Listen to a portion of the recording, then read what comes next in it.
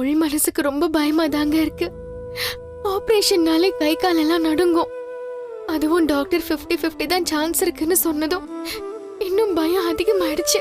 மீனா, நீ எதையும் போட்டு யோசிக்காத, விட. ஒருவேளை எனக்கு குழந்தை பொறுக்கலன்னா? என்ன பேசிட்டு இருக்க நீ?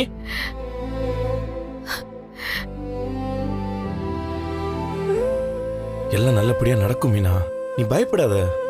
முதல்ல இந்த மாதிரி எண்ணத்துல உன் மனசுல இருந்து வெளில போடு.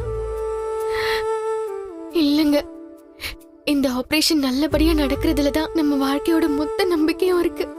இதுல ஏதாவது தப்பாயிட்டா அப்புறம் எப்படி நான் நம்ம வீட்டுல வாழ முடியும்? மீனா,